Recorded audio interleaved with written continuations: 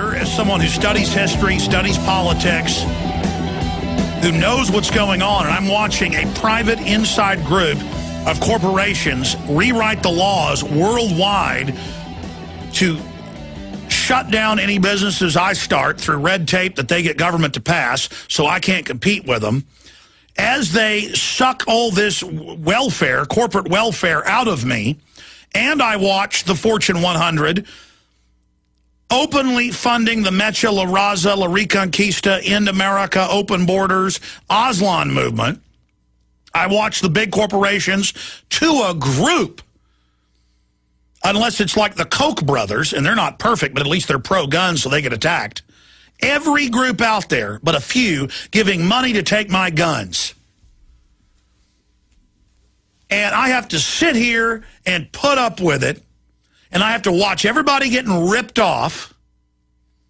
I have to watch tuitions go up with state universities to where these people are debt slaves for the rest of their lives, knowing full well that the university is only one small part of their business, and it's a totally sickening joke. You know, I heard a local talk show host today go, why are they putting in light rail? The Kyoto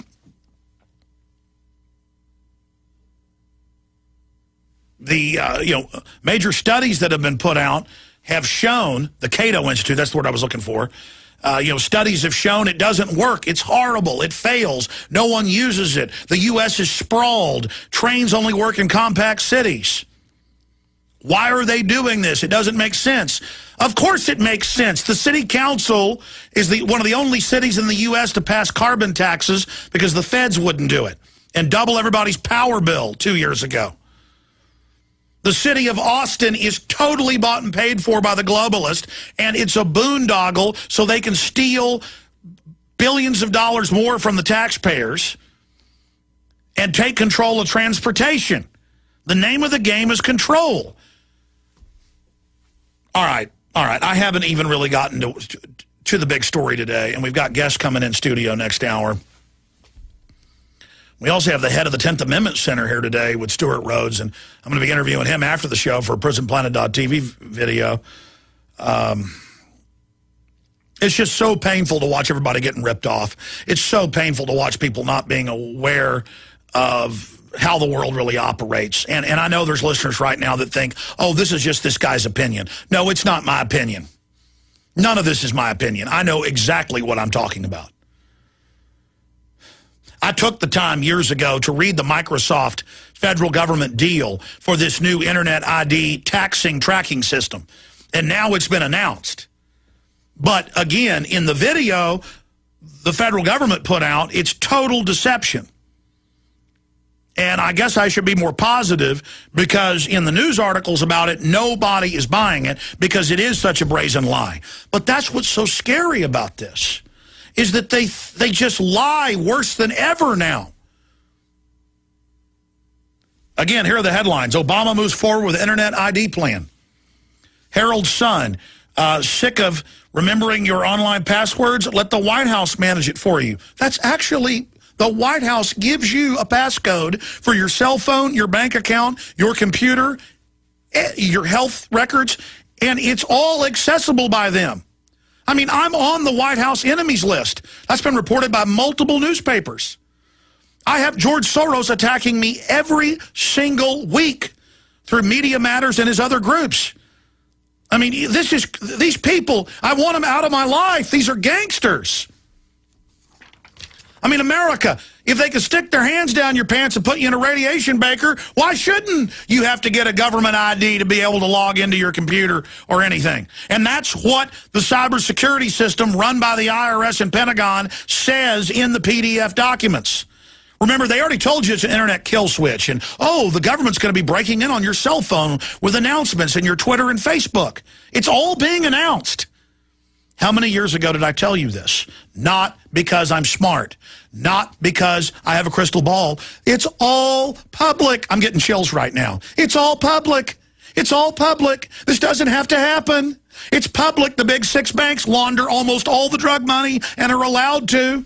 It's on record. The former head of the New York Stock Exchange in '99, when he was the head of it, Richard Grasso, went down to the FARC guerrillas in Colombia And it was in Reuters and said, invest your drug money with us or we're going to invade you. And they didn't do it, so they went and killed the head of the FARC. Did you know it's federal law that they're allowed to invest drug money in U.S. banks?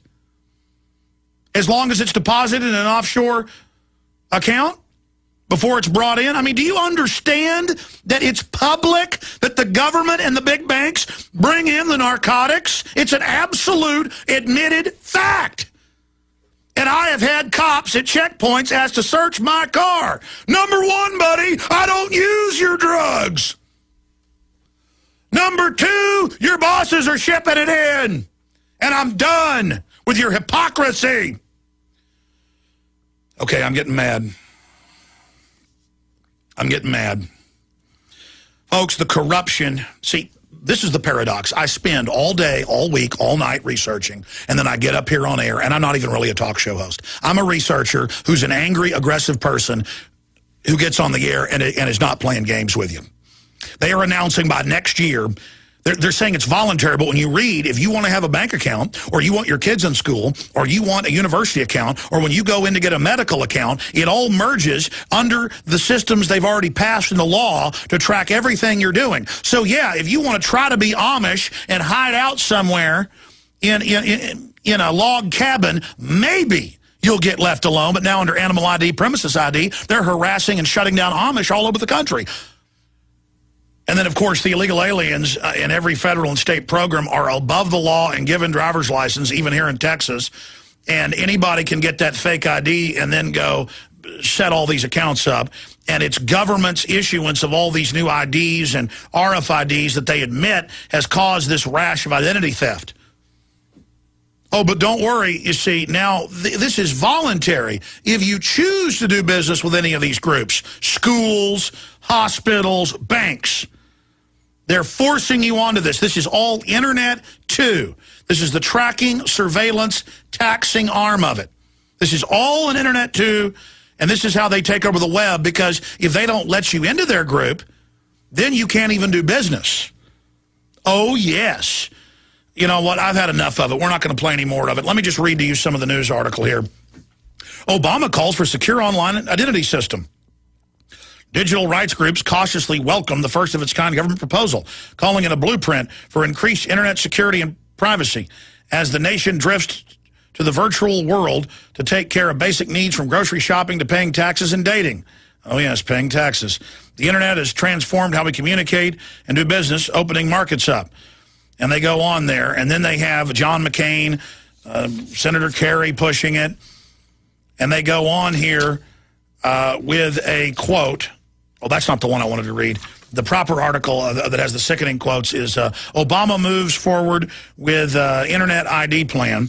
And they've got the Commerce Secretary here, Secretary Gary Locke, saying, quote, during his speech, Locke lashed out at the conspiracy theory set who have criticized the proposal. And then it goes on, who is the conspiracy theory set? The Cato Institute, saying people will not participate in a government corporate identity project that deviates from their demand for control of identity information, which is an essential part of privacy protection, autonomy, and liberty. And then the articles all go on to admit it is the government issuing you your universal passcode ID that you'll need to engage in commerce or any type of activity. The Herald Sun said it best. Sick of remembering your online passwords? Let the White House manage it for you. Meanwhile, under cybersecurity, every major ISP has NSA Pentagon control hubs being put in to spy on everybody and take the web over. Second hour coming up. Visit Infowars.com and PrisonPlanet.com. When you're on the site, you can also tune in 24 hours a day to my daily radio broadcast. There's also a free iPhone app to listen to the syndicated radio show when and where you want.